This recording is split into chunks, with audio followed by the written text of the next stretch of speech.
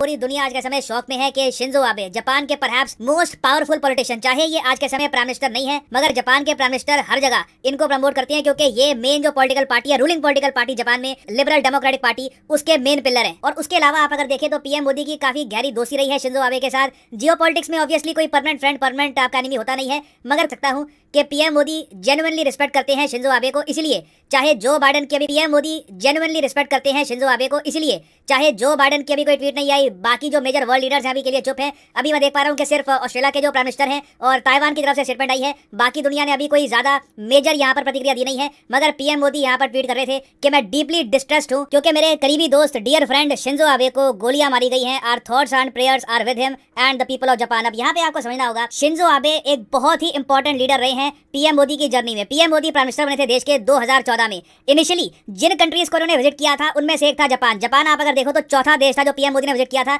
और ये पीएम मोदी की आप कह लीजिए उस टाइम के हिसाब से सबसे इंपॉर्टेंट फॉरेन विजिट थी क्योंकि जापान से आनी थी बिलियंस ऑफ डॉलर्स की इन्वेस्टमेंट। मगर मैं कहूंगा पीएम मोदी को ज्यादा कुछ चिंता करने की आवश्यकता थी नहीं क्योंकि जापान में थे एक बहुत ही ज्यादा फ्रेंडली लीडर शिंजो आबे। इन्होंने भव्य वेलकम किया पीएम मोदी का। उसके बाद आपको बताओगा कि शिंजो आबे खुद भी इंडिया में आए थे, गंगा आरती में उन्होंने पार्टिसिपेशन करी। ओवरऑल आप कह सकते हैं एक बहुत ही ज्यादा करीबी मित्र रहे हैं शिंजो आबे इंडिया के। इसीलिए ना सिर्फ पीएम मोदी, इवन राहुल गांधी ने भी यहाँ पर ट्वीट करी है कि ये फ्रेंड रहे हैं इंडिया के। इन्होंने इंडिया जापान रिलेशंस को डीपन करने में क्रिटिकल रोल निभाया है। और उस सब के अलावा भी आप ये मत भूलिएगा, शिंजो आबे पद्मा विभूषण है। हमारे देश का जो सेकंड हाईएस्ट सिविलियन ऑनर होता है, ठीक भारत रत्न के बाद ये है पद्मा विभूषण। ये हमने दिया था शिंजो आबे को 2021 में। और ये मत एज्यूम कर लेना कि ये अवार्ड इनको दिया गया था क्योंकि जापान की तरफ से इन्वेस्टमेंट आई थी इंडिया में, नहीं।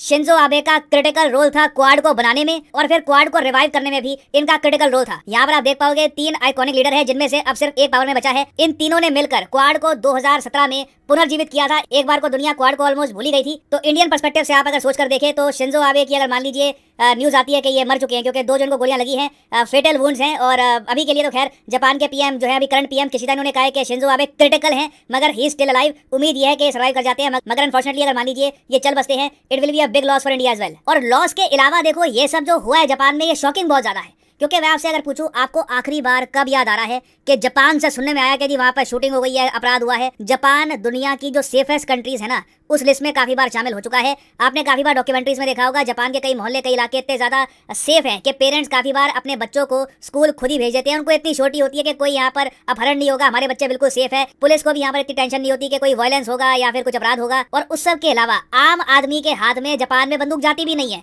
Japan has the strictest gun control laws in the entire world. Japan में बंदूक खरीदना बहुत ही ज्यादा मुश्किल काम है। इसलिए जापान में जो हुआ है ये इतना ज्यादा शॉकिंग है। अब ये आपके सामने फोटो है, इस आदमी ने शिंजो आबे को गोलियां मारी। अब ये आपके सामने दिख रही है जो ये बंदूक है, ये इसने कहीं से खरीदी नहीं है, ये इसने घर में बैठकर आपके लिए कुछ पुर्जे जोड़कर एक बंदूक बनाई है। अब यहाँ पे आप कहोगे एक आम इंसान ऐसा कैसे कर सकता है? ये एक आम इंसान नहीं है, ये जापान की नेवी में सर्व कर चुका है। तो घर में बैठकर इसने कुछ पाइप जोड़ी होंगी, 3D प्रिंटर से इसने जो ये गन के नीचे का जो पार्ट होता है ये बना दिया होगा और टेप सी लगाकर ये इसने तैयार कर दी एक जापानीज इंजीनियरिंग वाली बंदूक। वेरी टू बी ऑनेस्ट, हमारे यहाँ जो यूपी बिहार में बनते हैं कट्टे, इससे ज्यादा ही बढ़िया ही होते हैं। मगर ये आदमी ने ये सब बना ली और जापान के पूर्व प्राइम मिनिस्टर को गोलियां भी मार दी, इससे 2 गोलियां मार दी। और यहाँ पर आप देख पाओगे ये वीडियो है जब ये गोलियां लगी थी। इनिशियली क्या था, जापान के पूर्व प्राइम मिनिस्टर के बॉडीगार्ड ये खुद डर गए थे क्योंकि अगेन आपको समझना होगा जापान का कल्चर कंप्लीटली डिफरेंट है। इन्होंने खून खराबा, दंगे, ये यहाँ पर सिक्योरिटी को थ्रेट इनके यहाँ दूर दूर से होता ही नहीं है। मैं ऑलमोस्ट मुझे हैरानी थी कि सिक्योरिटी गार्ड जब पहली गोली लगी सिक्योरिटी गार्ड हिल गए, क्या हुआ क्या हुआ। किसी ने सोचा नहीं था कि शिंजो आबे एक छोटी सी गैदरिंग है, वहां पर भाषण देने के लिए जा रहे हैं,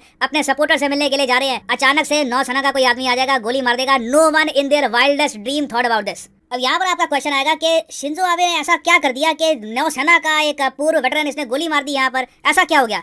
देखिए जिस आदमी ने मारा है शिंजो आबे को, इसका नाम है यामागामी। ये गामी नहीं, यामागामी, कंफ्यूज मत कर लेना। ये 41 इयर्स का है और इसका कहना ये है कि ये बहुत डिससैटिस्फाइड था शिंजो आबे से। अब शिंजो आबे वैसे आज के समय पीएम तो है नहीं जापान के, मगर जैसे मैंने आपको बताया पावर काफी हद तक यही संभालते हैं और उससे पहले भी जापान के पीएम ही रह चुके हैं बहुत लंबे समय तक। तो ये कह रहा था कि इनकी नीतियों से, जिस तरीके से इन्होंने कंट्री को हैंडल किया है, उसको लेकर ये काफी ज्यादा नाखुश थे। अब देखिए जापान दूर से आप अगर देखें ब्यूटीफुल कंट्री लगता है, एनिमे है, उनका पॉप कल्चर है, दुनिया भर में उनका इन्फ्लुएंस है। इंडिया जैसी मेजर इकोनॉमीज को ये लोग लोन देते हैं, सॉफ्ट लोन देते हैं, अपने आप में it is a proud country. मगर रियलिटी ये भी है कि जापान का जो सोशल फैब्रिक अब बन चुका है, लोग यहाँ पर बहुत नाखुश हैं। आप देखोगे जापान में सुसाइड रेट्स बहुत ज्यादा हैं, लोग बहुत ज्यादा खोखला महसूस करते हैं। आप कह लीजिए जो अभी एक नया सा जापान बन गया है, जो अपनी रूट से काफी दूर आ चुका है, लैंग्वेज ऑफ कोर्स अपनी वही यूज करते हैं ये, मगर जो इनका एक रहने का तरीका था, फैमिली स्ट्रक्चर था, उससे ये लोग बहुत बहुत ज्यादा दूर आ चुके हैं। और इसलिए आपने देखा होगा over the years Japan times ने ही ऐसे आर्टिकल पब्लिश किए हैं कि जापानीज इतने ज्यादा नाखुश, अनहैप्पी क्यों होते हैं ये। तो इसके देखिए बहुत से रीजन है। पहली बात तो ये वर्कलोड बहुत ज्यादा है आम जनता पर। जापान के लोगों को कई घंटों तक काम करना पड़ता है। कई लोग हैं यहाँ पर वो काम के बियॉन्ड अपनी लाइफ जरा एंजॉय कर नहीं पाते।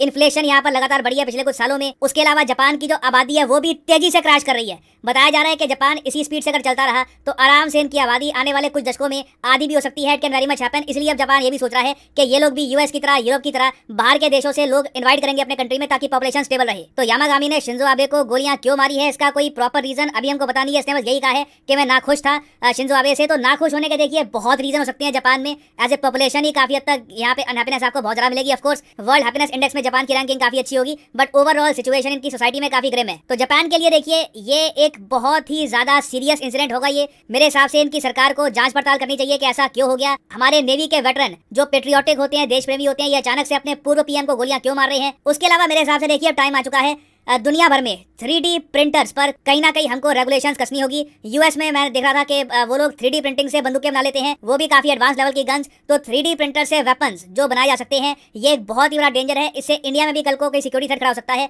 तो आई होप कि security agencies in the future 3D printer से जो भी हथियार बन रहे हैं उस पर नजर रखे और कहीं ना कहीं रेगुलेशन लाए कि जो लोग भी 3D प्रिंटर ले रहे हैं उन पर भी अकाउंटेबिलिटी बनती है कि उनका 3D प्रिंटर कैसे यूज किया जा रहा है, उसके बारे में उनको पता होना चाहिए। और जब मैं ये वीडियो खत्म कर ही रहा था, बस 1 मिनट पहले ये डेवलपमेंट आई है। अब ये बात कंफर्म हो चुकी है, शिंजो आबे नहीं रहे। बिल्कुल 1 मिनट पहले ही नरेंद्र मोदी जी ने ट्वीट करी है। मैं शॉक्ड हूँ and I am saddened beyond words at the tragic demise of my dearest friends. और मैं समझ सकता हूँ एक जेन्युइन यहाँ पर एक दोस्ती थी दोनों के बीच में एंड इट्स सैड।